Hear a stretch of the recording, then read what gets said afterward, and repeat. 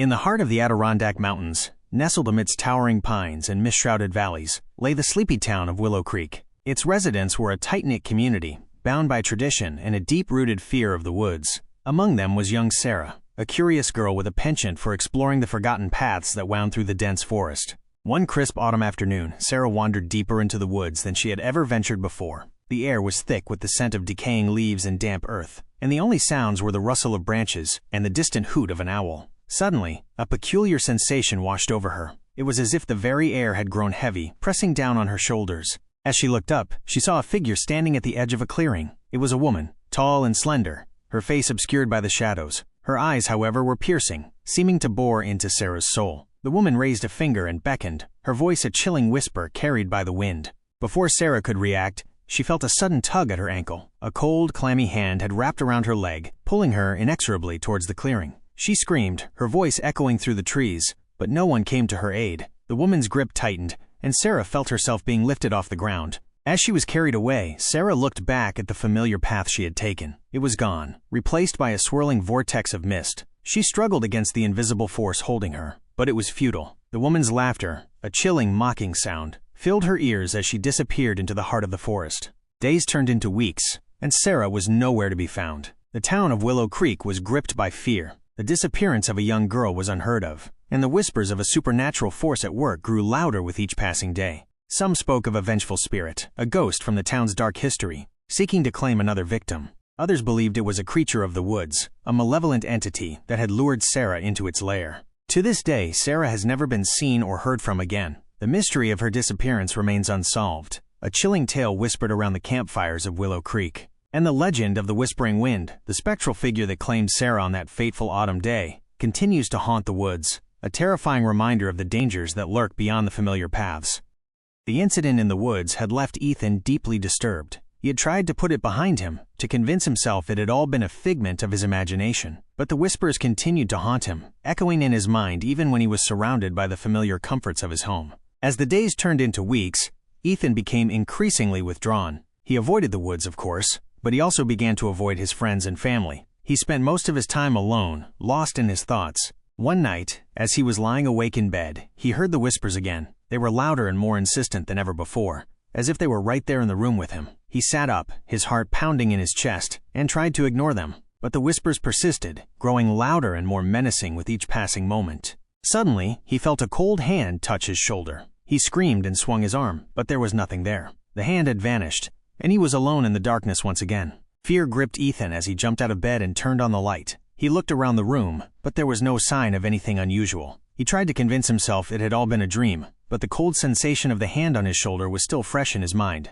The next day, Ethan decided to seek help. He made an appointment with a therapist, hoping that she could help him understand what was happening to him. During their sessions, Ethan described the whispers, the feeling of being watched, and the strange occurrences in the woods. The therapist listened patiently, but she seemed unable to offer any concrete explanations. She suggested that Ethan might be experiencing a combination of anxiety and stress, and that the whispers could be a manifestation of his fears. Ethan was skeptical, but he was also desperate for answers. He continued to see the therapist, and he began to explore other avenues of support. He joined a support group for people with anxiety, and he started practicing meditation and mindfulness techniques. As time went on, Ethan began to feel a sense of peace and calm. The whispers still haunted him, but they were no longer as terrifying as they had once been. He learned to accept them as a part of himself, a reminder of the darkness that lurked beneath the surface of the world. One day, as he was walking through the park, Ethan felt a familiar sensation. The whispers were there, but this time, they were not menacing. They were simply a part of the background noise, a constant hum that accompanied him wherever he went. Ethan smiled. He had come to terms with the whispers, and they no longer frightened him. In fact, he had grown to appreciate them in a strange way. They were a reminder of his journey, a testament to his resilience, and his ability to overcome adversity. As he walked through the park, Ethan looked up at the sky. The sun was shining brightly, and the birds were singing. He felt a sense of peace and contentment that he had not experienced in a long time. He knew that his journey was far from over, but he was ready to face whatever challenges the future might hold. The whispers had become a constant companion for Ethan, a quiet hum that accompanied him wherever he went. They no longer filled him with dread, but rather a sense of familiarity. They were a reminder of the darkness that had once consumed him, and the strength he had found in overcoming it. One day, as he was walking through the woods near his home, Ethan felt a familiar sensation. The whispers were there, but this time, they were different. They They were louder, more insistent, and carried a sense of urgency. Ethan followed the whispers deeper into the woods, a sense of purpose guiding his steps. The trees seemed to part before him, as if the forest itself was guiding him towards something. Eventually, he came to a clearing, in the center of which stood a towering oak tree. As Ethan approached the tree, the whispers grew louder and more intense. He reached out and touched the rough bark, and a wave of energy surged through him. He felt a connection to the tree, a deep understanding of its ancient wisdom. A voice, not spoken but felt, echoed in Ethan's mind. "You have come a long way," the voice said. "You have faced your fears and found strength within yourself." Ethan nodded, his heart filled with gratitude. "Thank you," he replied. "I am grateful for your guidance." The voice smiled. "Your journey is not over yet, Ethan. There is still much to be done." As the voice faded, Ethan felt a sense of peace wash over him. He knew that his journey was far from over, but he was ready to face whatever challenges the future might hold. He turned and began to walk away from the oak tree, the whispers following him. But now, they were not a source of fear or anxiety. They were a constant reminder of his connection to the natural world and the strength that could be found within himself. The Whispering Woods. The ancient woods of Willow Creek had always held a certain mystique for young Ethan. Their towering trees, their dense undergrowth, and the eerie silence that seemed to permeate their depths had captivated him since childhood. But now, as a teenager, that mystique had taken on a sinister edge. It had started with the whispers. At first, he had thought they were just the wind rustling through the leaves or the distant hoot of an owl. But as the days turned into weeks, the whispers became more distinct, more insistent. They seemed to be coming from everywhere, from the trees, from the undergrowth, even from the ground beneath his feet. Ethan tried to ignore them, to convince himself it was all in his head. But the whispers persisted, growing louder and more menacing with each passing day. One night, as he was returning home from a walk through the woods, he heard them clearly, as if they were right behind him. He turned, but there was nothing there, just the endless expanse of darkness and the eerie silence that had always been the wood's hallmark. Fear gripped Ethan as he ran home, his heart pounding in his chest. He couldn't shake the feeling that something evil was lurking in the woods, something that was watching him. The next day, he decided to confront his fear. He armed himself with a flashlight and a walking stick and headed back into the woods. As he ventured deeper into the forest, the whispers grew louder and more insistent. He could feel their presence all around him, a cold, chilling sensation that crept up his spine. Suddenly, he heard a snap behind him. He whirled around, his flashlight beam sweeping across the darkness. There was nothing there. Just as he was about to turn and run, he felt a cold hand touch his shoulder. He screamed and swung his walking stick, but it was too late. The hand had vanished, and he was alone in the darkness once again. Panic-stricken, Ethan ran as fast as he could, his heart pounding in his chest. He stumbled over roots and branches, his flashlight slipping from his grasp. As he lay on the ground, gasping for breath, he heard the whispers again, louder and more menacing than ever before. "Come back," they whispered. "You belong here." Ethan felt a wave of dread wash over him. He knew he had to get out of the woods, but his legs felt like lead. Just as he was about to give up, he saw a glimmer of light through the trees. He struggled to his feet and stumbled towards it. As he emerged from the woods, the whispers faded away. He looked back, but there was no sign of the forest. It was as if he had never been there at all. Ethan returned home, shaken and exhausted. He knew he would never be able to forget what had happened in the woods. The whispers would always be with him, a constant reminder of the darkness that lurked beneath the surface of the world. Years passed, and the memory of Sarah's disappearance faded into the annals of Willow Creek's history. The town moved on, though the fear of the woods lingered, a quiet undercurrent that occasionally surfaced in hushed conversations. But for one young woman, the story of Sarah was more than just a chilling tale. Emily, a descendant of one of Willow Creek's founding families, had always felt a strange connection to the woods. As a child, she had often wandered the same paths that Sarah had taken, drawn to the mysterious allure of the forest. She had heard the stories of the Whispering Wind, the spectral figure that had claimed Sarah, and had always been fascinated by the legend. One day, while exploring a hidden grove near the edge of town, Emily stumbled upon an old, weathered map.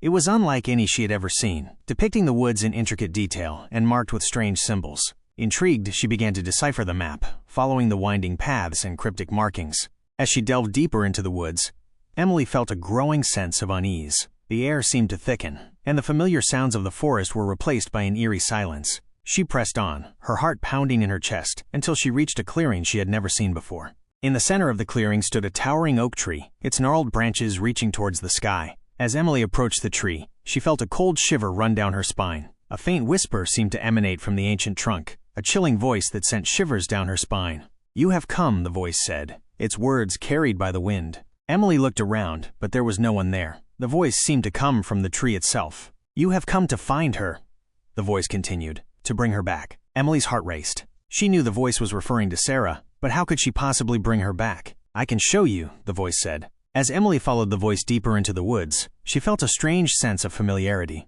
The path she was on seemed oddly familiar, as if she had walked it before. Then she realized it was the same path Sarah had taken on the day of her disappearance. The path led to a hidden cave, its entrance concealed by a curtain of vines. As Emily entered the cave, she was met by a blinding light. When her eyes adjusted, she saw Sarah standing before her, her face etched with a look of sadness and confusion. "Emily," Sarah whispered, her voice barely audible. "You have to help me." Emily rushed towards Sarah, her heart filled with relief and joy. She had finally found her, and now she could bring her home. But as Emily reached out to touch Sarah, the figure before her began to fade. A cold wind swept through the cave, and Sarah's form dissolved into thin air. Emily was left alone in the darkness, her heart heavy with sorrow. She knew that Sarah was still trapped in the woods, a prisoner of the whispering wind, and she knew that she had to do everything in her power to free her. Emily emerged from the cave, her heart heavy with sorrow. She knew that Sarah was still trapped in the woods, a prisoner of the whispering wind, and she knew that she had to do everything in her power to free her.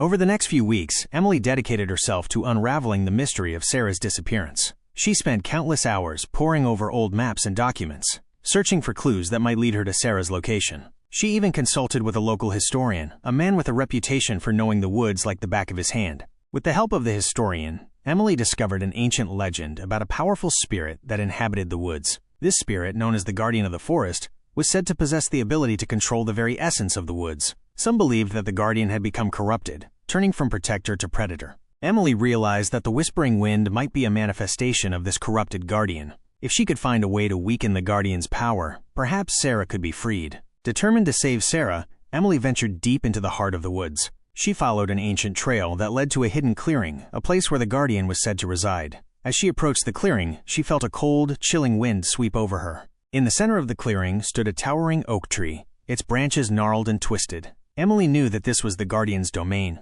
She raised her voice, calling out to the spirit. "I challenge you, guardian of the forest," she declared. "Release Sarah or face the consequences." A chilling silence followed, broken only by the rustle of leaves and the distant hoot of an owl. Then, a voice, cold and menacing, echoed through the clearing. "You dare to defy me, mortal?" The voice said. "You will pay for your insolence." As Emily braced herself for the guardian's attack, a blinding light erupted from the oak tree. The light enveloped her, and she felt a surge of power coursing through her veins. When the light faded, Emily found herself standing in a different place. She was in a serene meadow, filled with wildflowers and a gentle stream. And there, standing before her, was Sarah, her face radiant with joy. "Emily," Sarah cried, rushing into her arms. "You've saved me." Emily held Sarah tightly, her heart filled with gratitude. Together, they walked out of the meadow and back into the familiar woods. As they emerged from the forest, the sun was setting, casting a warm glow over Willow Creek. The legend of the whispering wind would live on, a chilling tale whispered around the campfires of the town. But for Emily and Sarah, it was a story of hope, courage, and the enduring power of friendship. Board sent shivers down her spine. She lit a candle and began to explore, her heart pounding in her chest. The house was filled with strange noises, the scratching of claws on wood, the mournful howling of a distant dog, and the faint sound of a child's laughter. Sarah pressed on, her fear turning to a strange kind of exhilaration. She wanted to see the ghost, to prove that the legends were true. As she wandered through the house, she noticed a peculiar chill emanating from the attic. With trembling hands, she pulled back the trapdoor and climbed the ladder. The attic was dark and dusty, filled with forgotten treasures and the musty scent of decay. Suddenly, she heard a faint whimper. It came from behind a pile of old trunks. Sarah hesitated, her fear momentarily overcoming her curiosity. But then, she remembered why she was there. She reached out and pulled the trunks aside. A small skeletal figure lay curled up on the floor. It was the ghost of the child, its eyes wide with terror. Sarah gasped, her heart pounding in her chest. The child's spectral form began to rise, its eyes locking onto Sarah's. With a blood-curdling scream, Sarah turned and fled the attic. She stumbled down the ladder, her fear turning to panic. She burst through the front door and ran into the night, the chilling laughter of the ghost echoing behind her.